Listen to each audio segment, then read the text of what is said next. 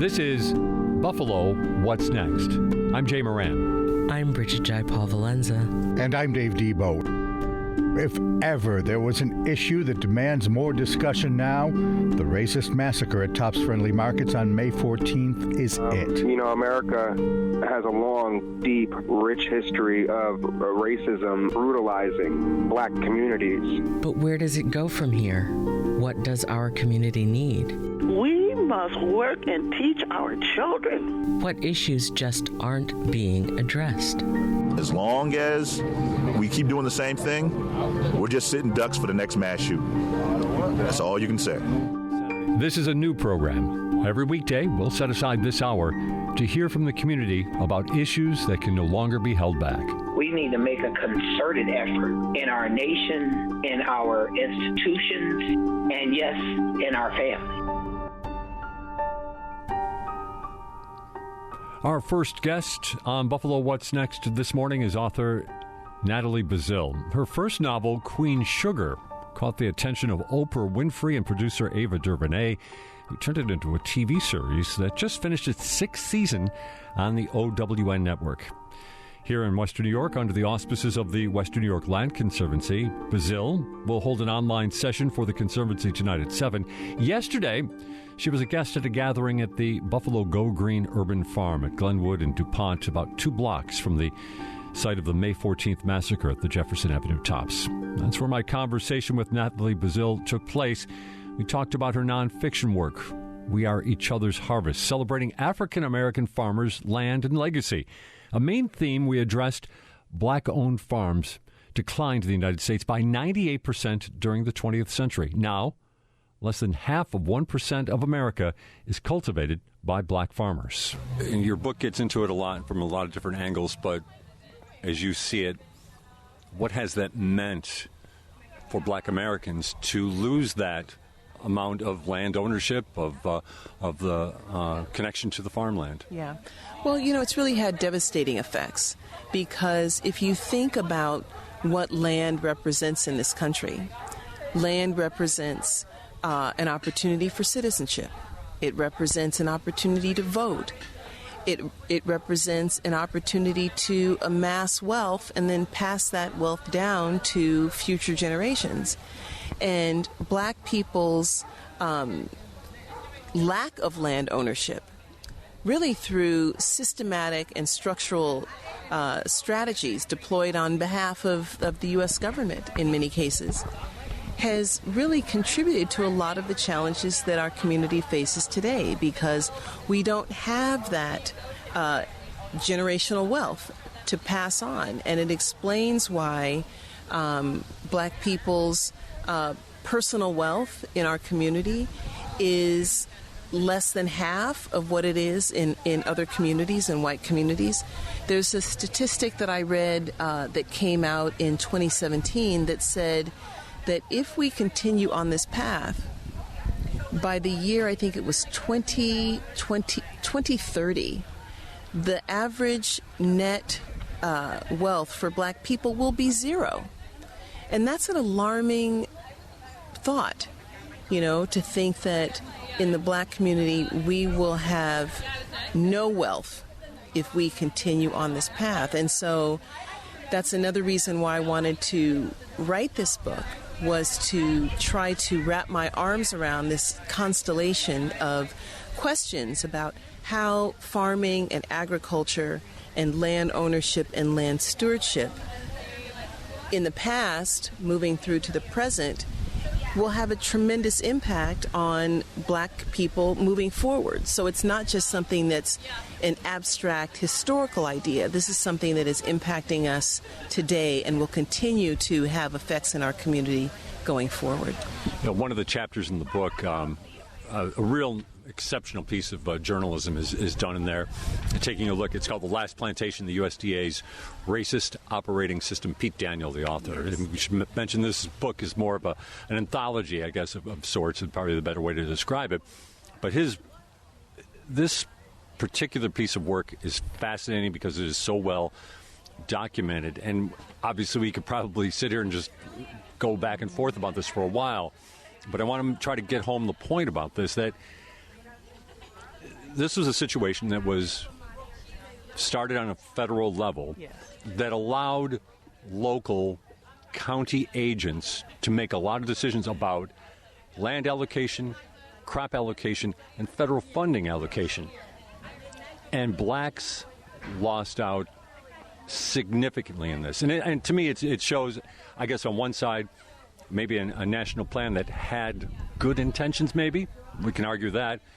But being allowed to filter down ended up in hands of people who did not have any interest in black farmers and perhaps maybe had negative interest in them. Yes, absolutely. And this is, if you remember the class action lawsuit, Pickford versus Glickman, where Timothy Pickford was the named plaintiff in this class action lawsuit that black farmers brought against the U.S. government in the late 80s, early 90s.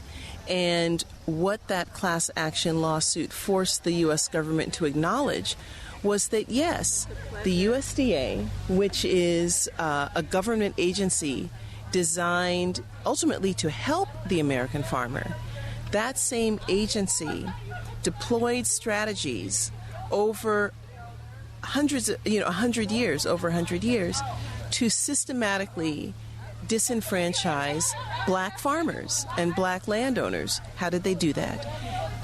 As you said, those agents on the local level who had control of those federal funds made all of the decisions about whose loan applications for their farms were approved, whose land was seized, whose land was had an opportunity to be purchased. And so the reason that is such the reason why the USDA is really accountable and has done so much to undercut black land ownership in this country this is an example of a government institution, a government organization that has, over the centuries, done a lot to disenfranchise the very people who it was meant to help. And so when we look at black communities today, right, and we think about all of the ways that those communities are suffering, it's not something that has just happened in a vacuum.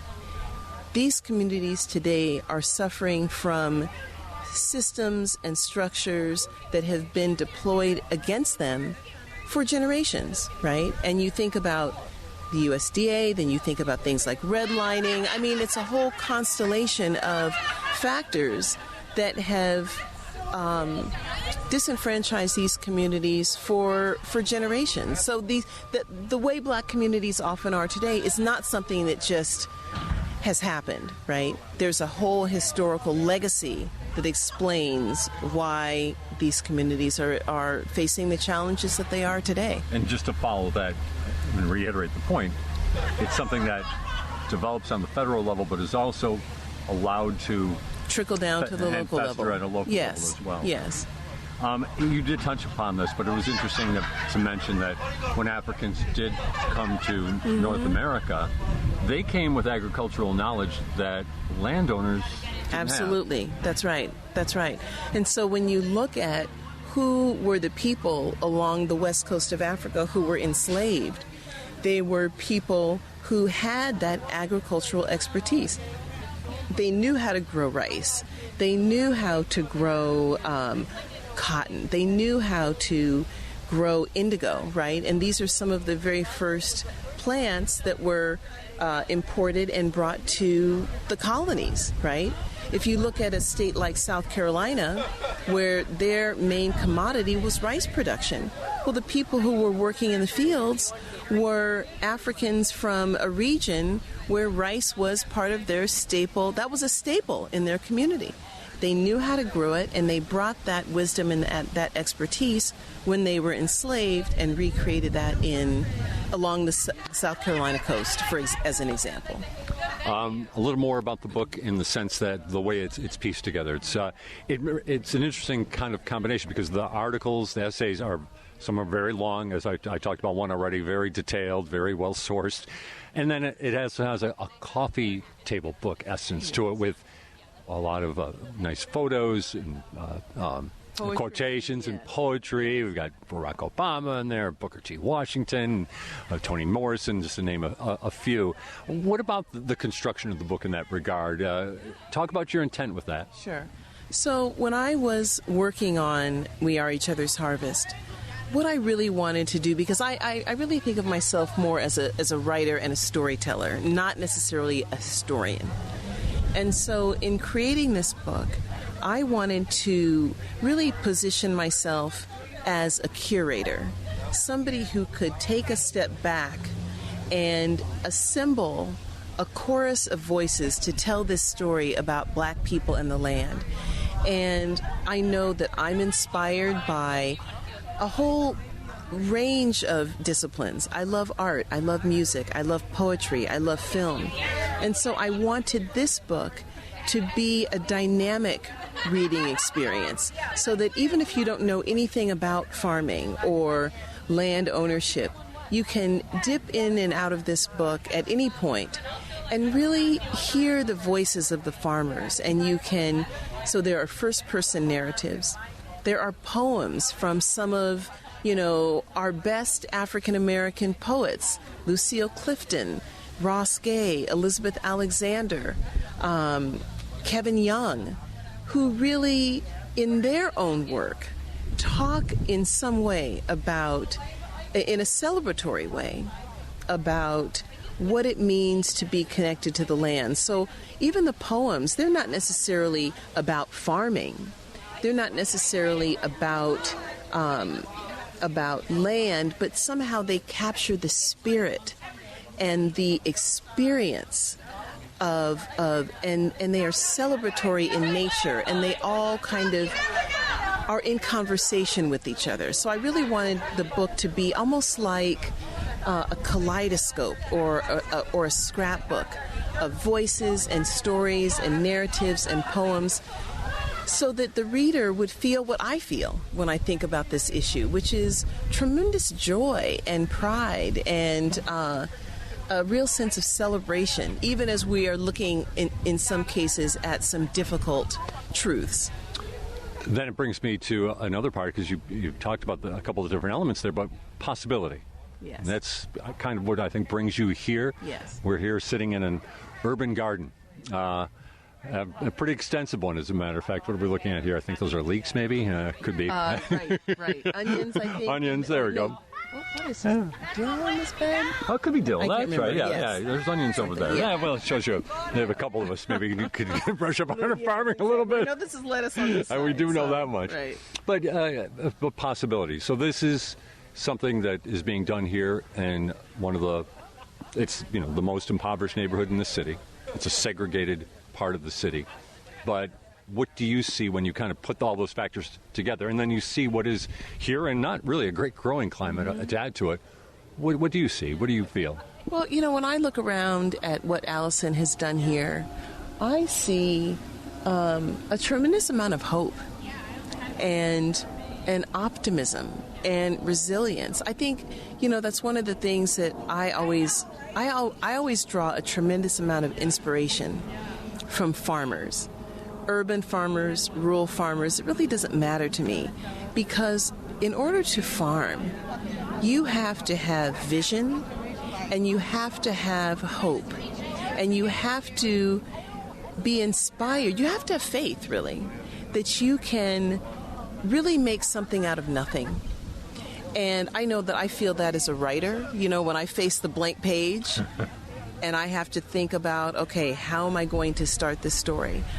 There's a tremendous amount of faith and inspiration that I have to have about my own work. And I see that in farming, and I think that that's the thing that has always connected me and made me feel this deep connection with the people who do this work. And so when I look around at this urban garden and I see, all of these boxes where, plants are flourishing, and knowing what Allison is doing here to feed this community, I draw tremendous inspiration.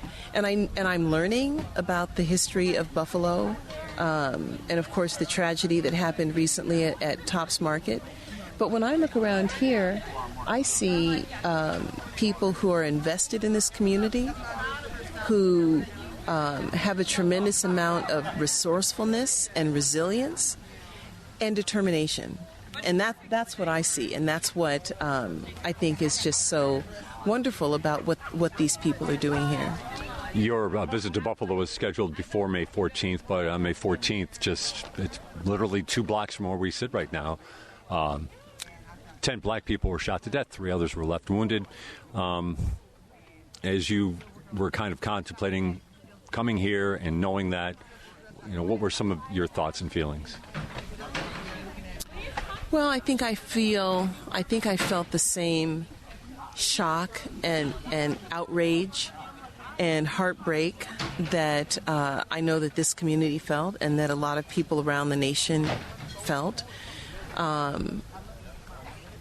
It's a devastating thing that happened here, and I know that this community is still, mourning and grieving, but I also see the way this community has pulled together, and that's really why I'm here. It's to really honor and celebrate the work that they're doing and to try to do what I can, add my voice to these people who are showing up every day, who continue to be committed to helping their friends and neighbors, and that's what I draw inspiration from. So if I can add my voice in some small way to the work that these folks are doing, I'm happy to do that.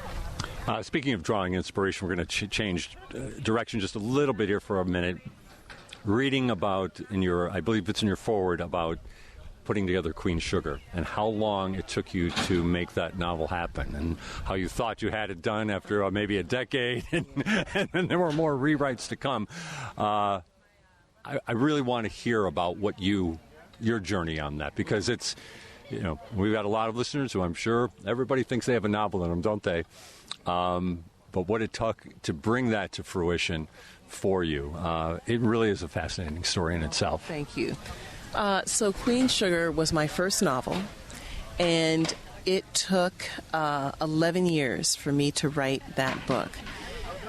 Because I had to figure out what the story was. I had to figure out how fiction worked. I had to figure out how to write a novel.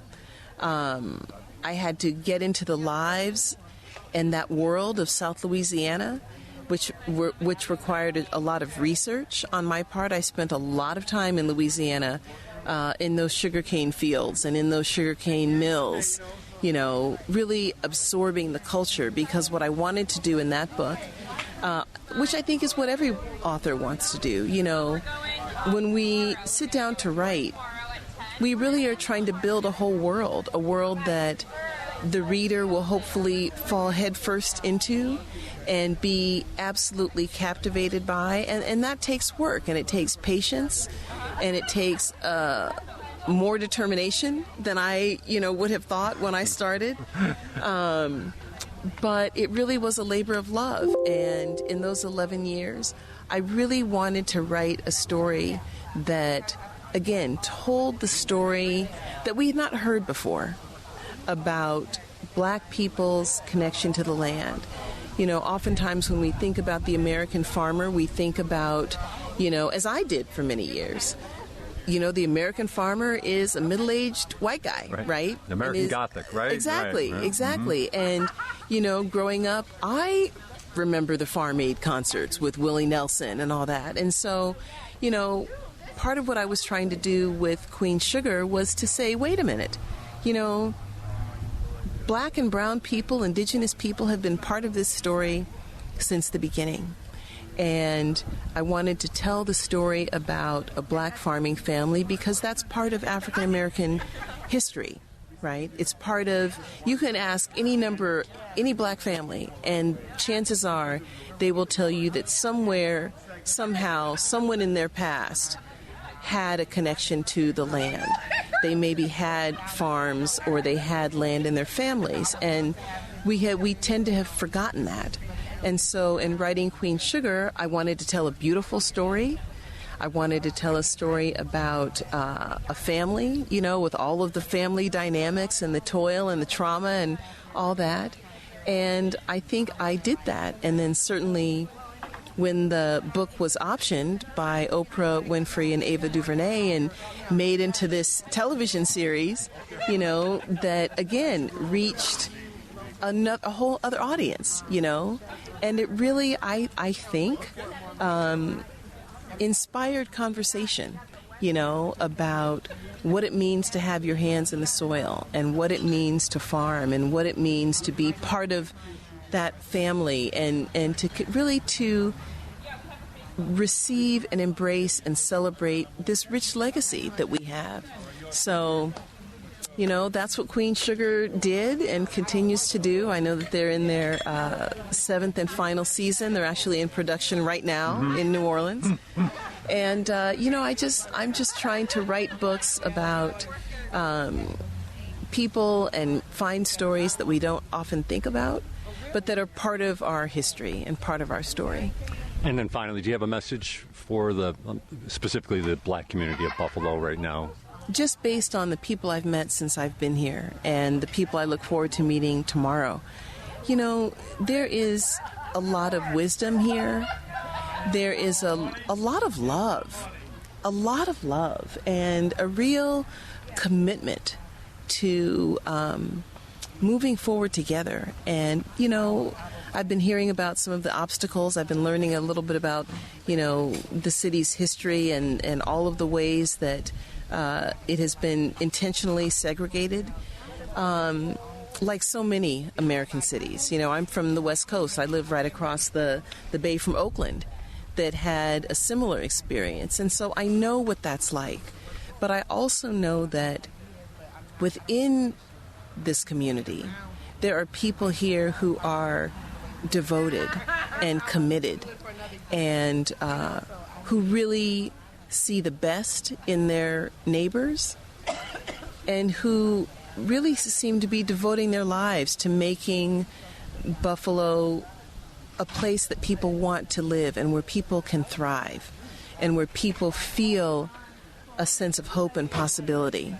So I just want to say from, somebody who's watching from the other coast, you will not be forgotten. People, you are on people's minds, and there are people out there like me and others who really hope that this community can come together, can stay together, right, and move forward, towards a day where I think things will hopefully be better. We've been talking about We Are Each Other's Harvest, celebrating African-American farmers' land and legacy. The author, Natalie Baszile. Natalie, thanks very much for joining us on Buffalo What's Next. You're very welcome. Thanks for inviting me. Natalie Baszile with me Monday afternoon at the Buffalo Go Green Urban Farm. Natalie will hold an online session with the Western New York Land Conservancy tonight at 7. This is Buffalo What's Next. Sometimes we miss our morning alarm, then we miss our morning news, and the whole day is off. That's when you can listen to the WBFO Brief Podcast to catch up on the day's news and get back on track. Find it every weekday wherever you get your podcasts, and then like and subscribe so you never miss the award-winning journalism of WBFO's news team. This is Buffalo What's Next, where we have conversations with the community about moving forward. To have your voice heard, press the Talk to Us button on the WBFO app, and we'll work to get your questions and comments on the air. Join us on Twitter at WBFO or email us at news@WBFO.org. Together, we'll have the conversations that are needed. This is WBFO, your NPR station.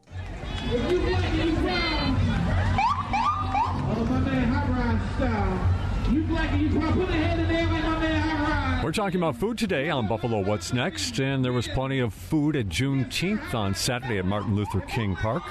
And the smells of seafood brought me to a stand with shrimp, crawfish, and a lot more, and also had an incredibly long line, so no time to wait. We moved on and found another booth, this one run by the members of the Janetta R. Cole AMVETS Post 24. They had a book library, and we're handing out free books by black authors. One of their members, Jerry Bowman, chatted about a number of topics with me, including his time serving in Vietnam.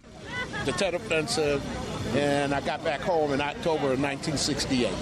So that's why I'm 75 now. And so you got out of the service right away? Yeah, I got out of service 7 months later in August of 69. Okay. And then I went straight to UB right after that. Yeah, I got out on Thursday, and Monday morning I was a freshman. Nice. Yeah, so I started all over again. Nice. Yeah. So, what's your neighborhood? I live in the University District of Kensington, out of the Kensington Bailey area. Been there for 22 years, you know. That's not where you grew up, though. Oh, I grew up downtown. I grew up in the Jefferson Projects. Okay. Yeah, I went to East High School over there, and I graduated in 1966 and went right into the service. So, 66. 66. Played football and baseball for East. What about Juneteenth?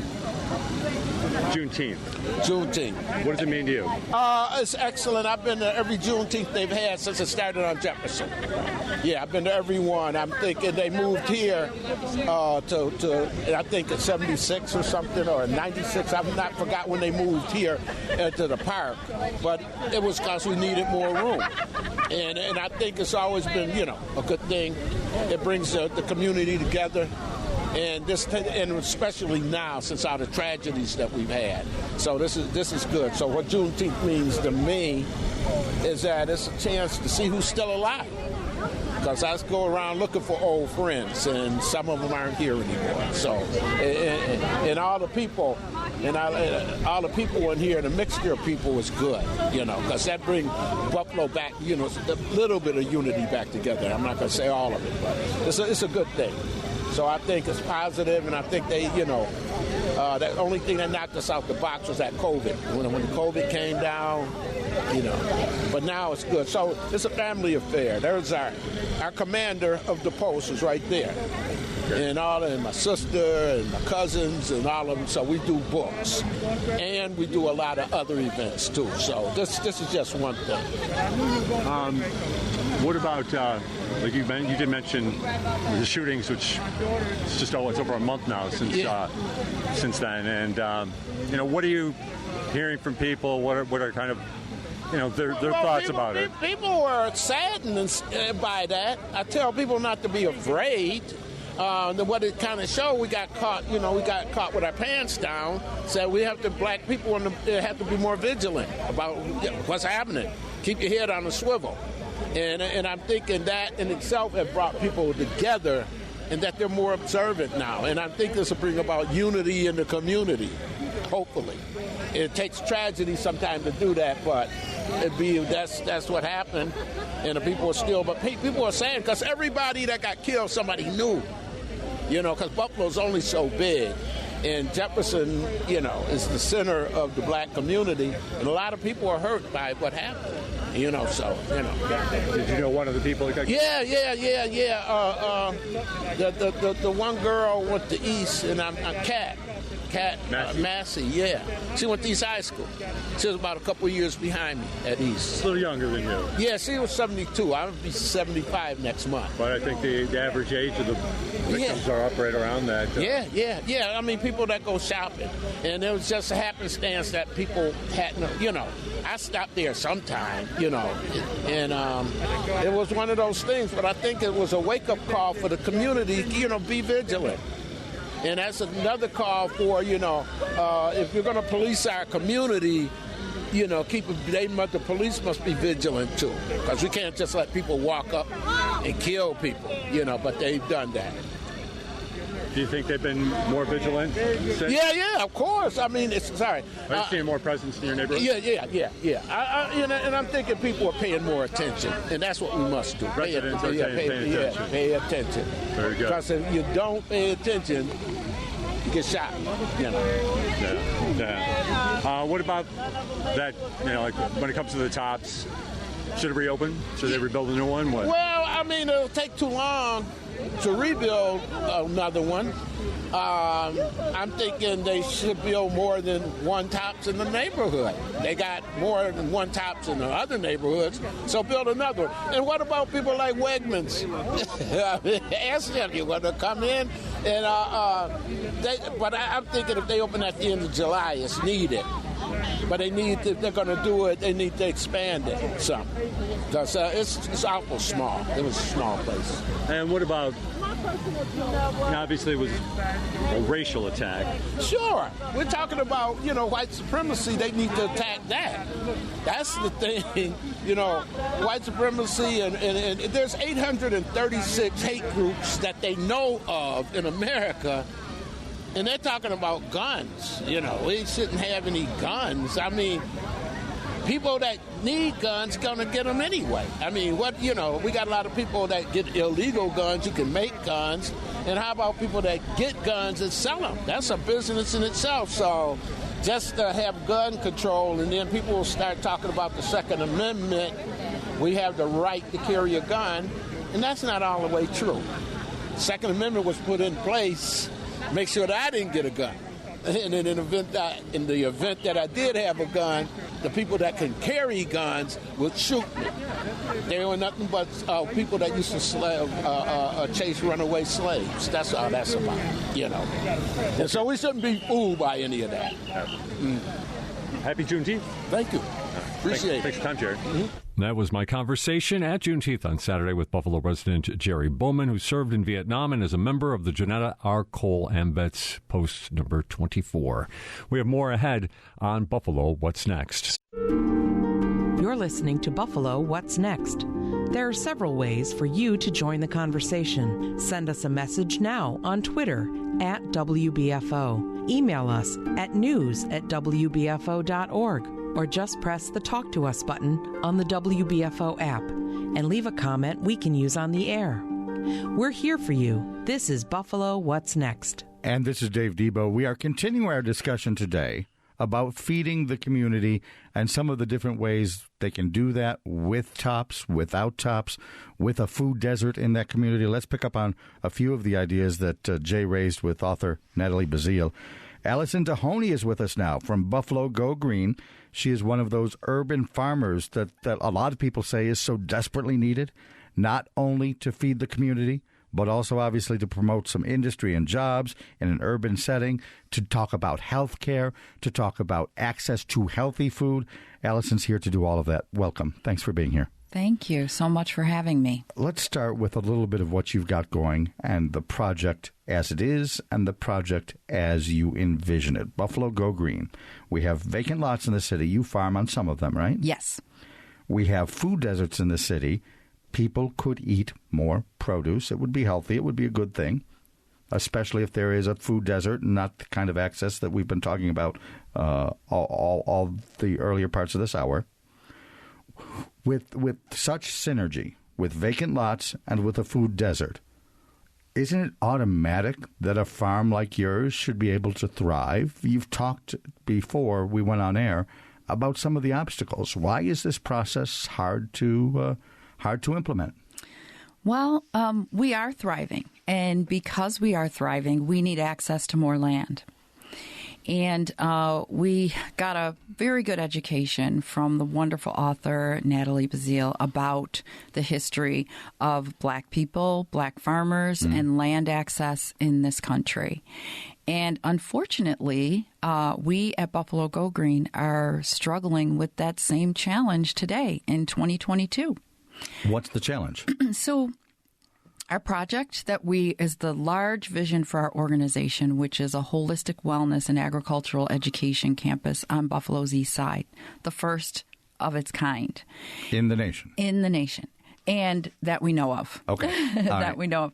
And because it's so innovative, this project has recently been accepted into the Harvard Law School Agricultural Epidemiology Pilot Program. There'll be about 6 in the nation. But the challenges are that in 2018, I was able to purchase 6 vacant city lots on a street that crosses with East Ferry, Zenner. And I'm currently and have been trying for almost 3 years now to purchase 7 additional lots. Adjacent contiguous all lots. Contiguous and across the street, yes, to create one large campus with a wellness center and a greenhouse, hydroponic, and soil growing space. In addition to serve our current client base with our fruits and vegetables prescription programs and our fresh foods into pantries. And Governor Hochul signed Nourish New York into law, which runs through food banks across the state. And the requirement of Nourish New York is that those food banks source from local, preferably minority-led, produce growers, farmers. And so we do supply to Nourish New York, and we did that largely during COVID. And that's on these existing 6 lots you're growing on the now? Existing, yes. What do you grow? So we grow lots of leafy greens, collard greens, mustard, turnip greens, peppers, tomatoes, lettuce, several types of lettuce, carrots, celery, what else? Cucumbers. So we grow a lot of all the greens that you could ever want. And what we also do is we support our rural farmers, because we have some beautiful fruit farmers that grow in our rural areas. We are working with Cornell Cooperative Extension to start to grow fruit in the city, but we need those additional lots for that. And so it's been a battle. We have been working with the Office of Strategic Planning for almost 3 years now, trying to explain to them that in that zip code that we want to go into, the 14211, the poverty rate is 31%. The households that receive SNAP benefits, otherwise known as food stamps, is 43.2%. And the unemployment rate is 14.1%. And this wellness center is a job creator. And so we're not only going to take a food apartheid neighborhood and change it, we will also be supplying food all throughout the city through our various programs, and we'll make a beautiful space, just like the current beautiful space we've made at the corner of Glenwood and DuPont. And some people would also argue, Natalie Baszile in the interview before, that there isn't necessarily a heritage of urban farming, but that doesn't mean that people couldn't do that. That in the past, historically, they've been discouraged from doing that. You could create farming jobs here, too, correct? Absolutely. We currently have a staff of 5, and we do bring on part-time folks during the season. So we are hiring people. We get so much recognition, but the one place that we don't get recognition and support is from the Office of Strategic Planning. Why do you think that is? You know, I don't know. I've asked. I would even be happy if someone called me from a restricted number and said, go away. We're not going to do this.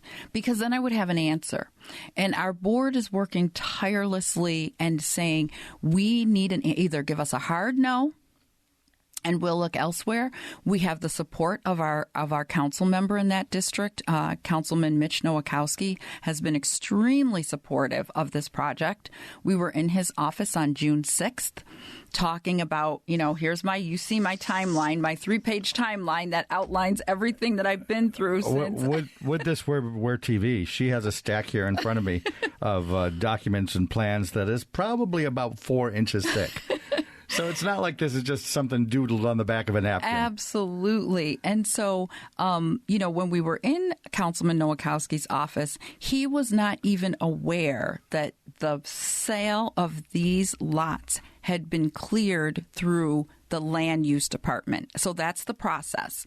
It has to go to land use. They do whatever they do. And then if it's recommended for sale, the file goes to the councilman for that district. So when I told him that we had been cleared through land use, he said I haven't seen it yet. Exactly. So again, he called the Office of Strategic Planning and got some, excuse as to why he didn't get it. And so here we are again. It's just excuse after excuse. And like I said, just tell me, what is the problem? Let me play devil's advocate, or at least maybe city's advocate. In this particular case, there are permits, there is a structure, there is a bureaucracy. It isn't necessarily that they are picking on an underserved population here. They are just subjecting you to a pre-existing process that might not be flexible, that might not be encouraging in a community where you need to serve the underserved. Is that an argument you would accept? So the thing is, I don't know. And, I know that the city has this big support Black business program. And I don't see that because I have been, first of all, a lot of people know my work. The Common Council has been extremely supportive of my work. There is not a single councilman that I deal with that I don't call that office and ask for either an appointment or something. The answer has always been hands down, yes, Allison. What do you need? So it's not that. It's not that. But which goes to, I guess, my argument in their defense. It's a process thing, not a lack of will, no? I don't know. Again, so if we've given you all the documents that you've requested and the file remains stagnant, and one of their arguments is we want to make sure that this project is going to come to fruition. Okay, absolutely. I totally agree. What can none of us has a crystal ball. There are several projects in this city that have not come to fruition. We've all watched the Statler Tower go through whatever it went through. And those are big money players. So you can't say, well, you may not have the money, because we've had projects with big money players and they have not come to fruition. They have not served this community. They have not provided the jobs that they promised they would get. So I don't subscribe to that argument. So let's not assume racism where racism doesn't exist, but let's look at it in the context of underserved communities. This is an idea that could help an underserved community, but the current system, for whatever reasons, is structured in a way where it is not automatic or where it is not easy. Right. Can you then, therefore, and I'm obviously saying this rhetorically, can you argue that there needs to be more flexibility for the sake of serving underserved communities? Absolutely, because the paperwork and the model for acquiring lots and building buildings and projects being accepted is a model for big developers. So if you care about the East Side, if you care about food access, and if you care about health disparities, which Erie County is one of the sickest counties in the state, and it remains that way on a continuous basis, if you care about Black business, and if you care about a change in the city, then you would at least entertain this project and not be unprofessional with not returning phone calls and responding to emails, not be disrespectful in the discord and the way that we communicate. Because I'm going to tell you what, if I behaved that way, I would be fired. I wouldn't have a business. And it's our taxpayers that pay those salaries. So at least be professional and have the decency to be transparent and tell us at Buffalo Go Green what the problem is. Let's broaden the discussion beyond Buffalo Go Green. How hard is it for people to invest in Buffalo's East Side? I don't think it's hard at all. You just have to be creative, and you have to want it, and you have to care about the people there. So it's not hard, generally speaking, but when you get to folks who that's not their interest, it can become almost impossible. Tell me what you mean when you say that, because I don't want to just have an implication on the table. I need you to be precise. So I'm still, still wondering why we're not getting transparency. If, in fact, there was another project for this space, if, in fact, there's something bigger and better for this space, I'm okay with it. I can go to Plan B. But at least let us know. Have the decency to treat us with some dignity and respect and not tie us to the chains of slavery and Jim Crow, and you can't have land, and you can't be a leader, and you can't provide for what I know my people need, at least have the dignity to move us out of that time frame and talk to us about what's really going on. I'm a big girl. I can take it. You can tell me no. It's okay. But when you don't give me the respect, that's when I have a problem. Allison DeHonney is here. She's a member of the Black Farmers United New York State. She's chair of the Food Policy Council of Buffalo and Erie County, a member of the Black Farmer Fund. She's behind Buffalo Go Green. They have a project pending in the city, 6 lots already that they're farming on. You want to add 7 more? 7 more, and develop a community center, a health center, an urban farm, all of these different things coming together for the needs of the community, job training, health, produce, the kind of things we've been talking about for the majority of this hour. Let's delve into health. Why does this community need this sort of thing for the sake of health? So I could buy my produce and my greens at Tops, right? Sure.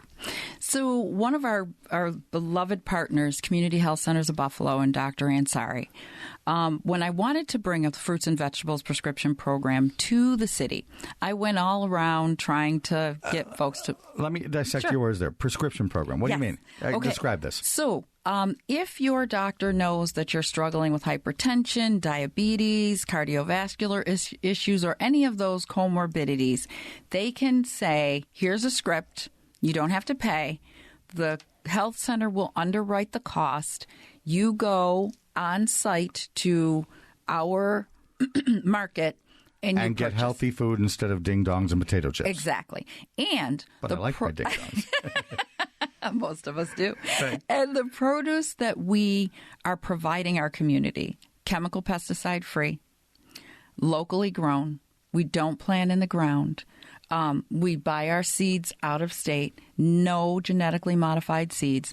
The travel, our produce is not packed in ice, so it's not depleting the nutrient content in each crop. Our travel, we travel between 10 and 20 minutes for our furthest customer. So that's our prescription program. So we're partnering with the Community Health Centers of Buffalo because Dr. Ansari believes in food as medicine. So you have to start there. Okay. And she will be coming up on this program, by the way, next week at some point. So. Wonderful. And so we're going into our 5th year.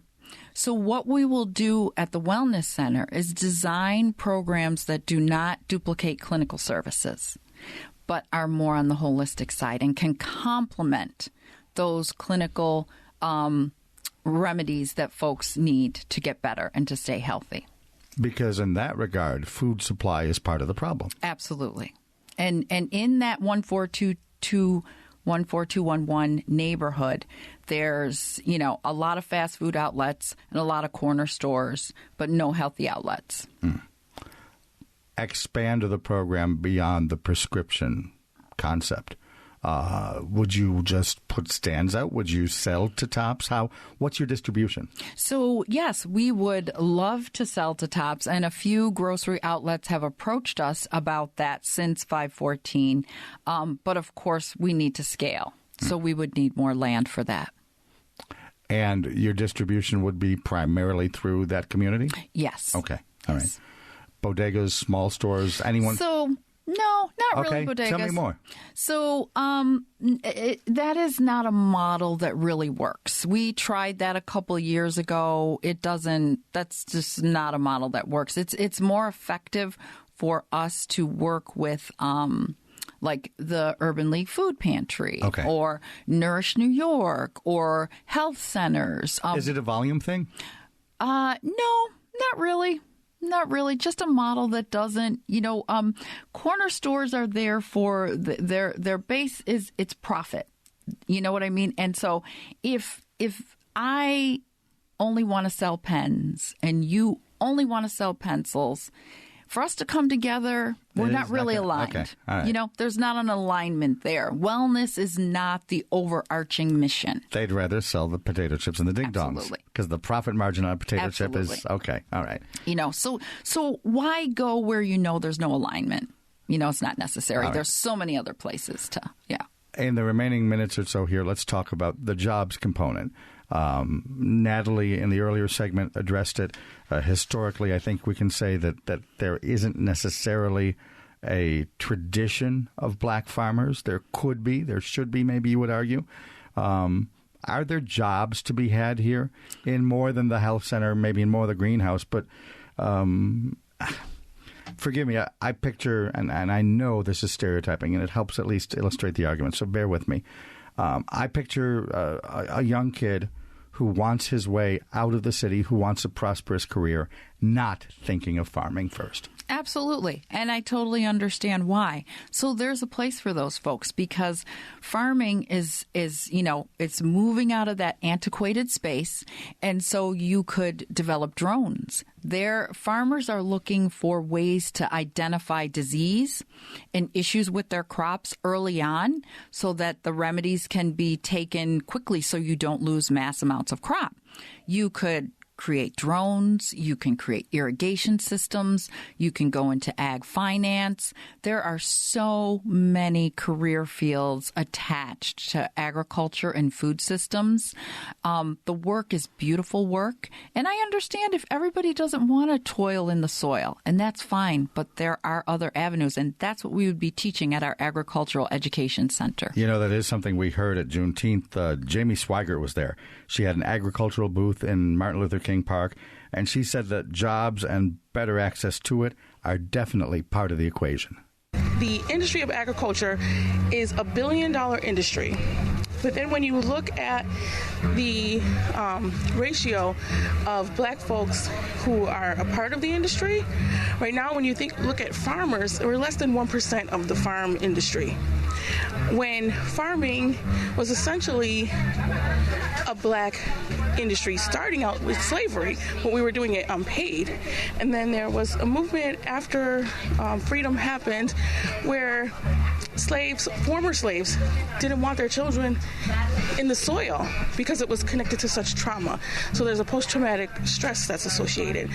And then she also argues that some of the technology involved in farming, blacks weren't allowed patents. She argues that access to jobs in general was an issue. All of this pulled together makes for a current mindset where farming is not something people would think of as a job, certainly not in the city, but in a general sense. Right, and we partner with a Providence Farm Collective, and if folks are interested in rural farming, we have those connections. But even if you try this and you move to another space, the skill set that you acquire, the connections that you make, the urban planners that are now so interested in farm work and design and how urban agriculture fits into urban spaces, the list goes on and on and on.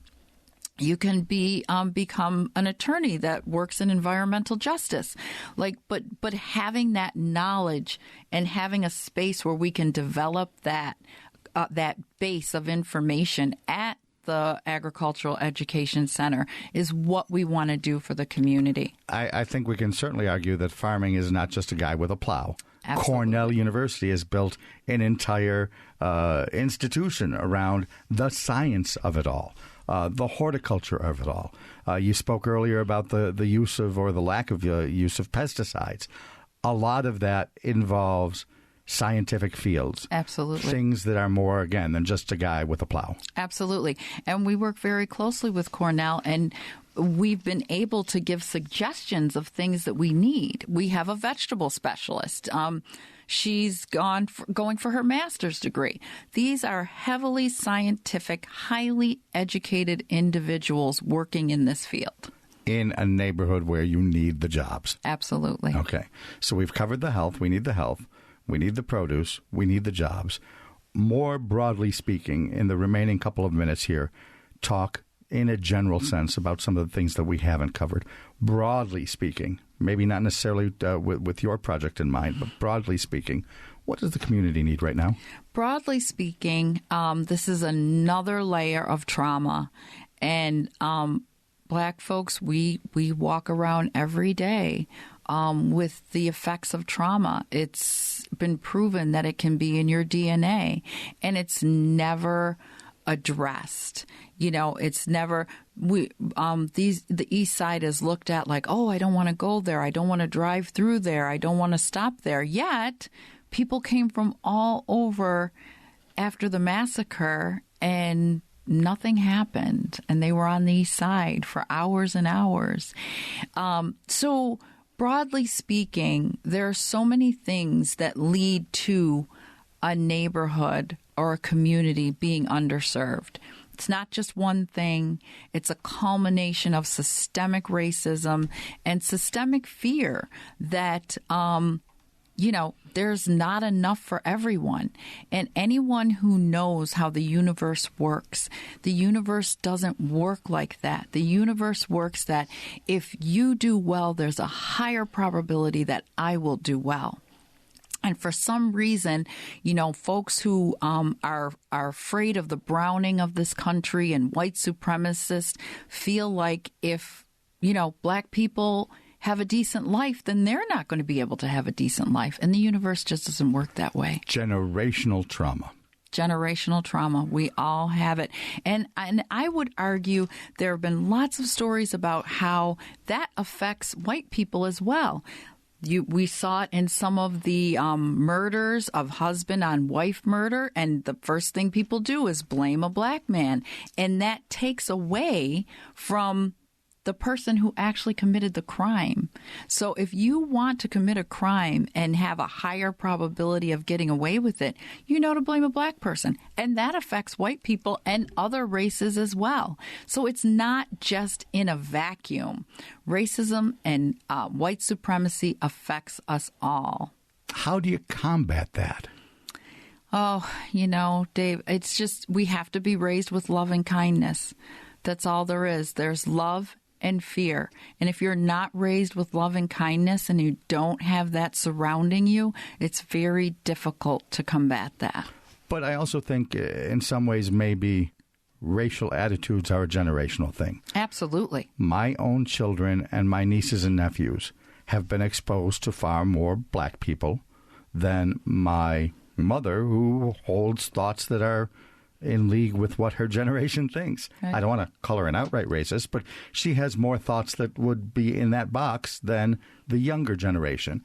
Can we just wait for a couple more generations and this whole problem will go away, right? and it's so interesting that you say that, because I have girlfriends that we all had our children at the same... that might solve some of it, but obviously I'm trying to make a... No, but we raised our children together, and in their households there was no room. It didn't matter. It wasn't a black or white thing. There was no room for talking about any other nationalities in a deplorable way. And so I see the product of those children today as adults, and they're wonderful, loving, kind human beings who don't subscribe to a lot of those thought processes. So that's where it starts. And then education, not saying that slavery didn't exist. Things like the Holocaust didn't exist. Those are things that keep us tied to the white supremacist attitudes and the fear, and not being able to see each other as equal and as human beings and treat each other with love and kindness and respect. So that begins at the home. Absolutely. All right. Very good. Allison, as we close here, I'm sure it would benefit your organization if more people were aware of it and got involved with it. How can they reach out? So you can go to our website at buffalogogreen.org, or you can email us at mrogers@buffalogogreen.org or DeHonney@outlook.com. Okay, DeHonney@outlook.com, buffalogogreen.com. .org. All right, let's do that again. buffalogogreen.org. Allison, thanks so much for your time. Thank you. This is Buffalo's What's Next, and we will be back here tomorrow, of course, to continue the discussion about the community and what needs to happen after the tragic shootings on May 14th. This is WBFO and WBFO HD1 Buffalo, WOLN Olean, and WUBJ Jamestown. Thanks for listening.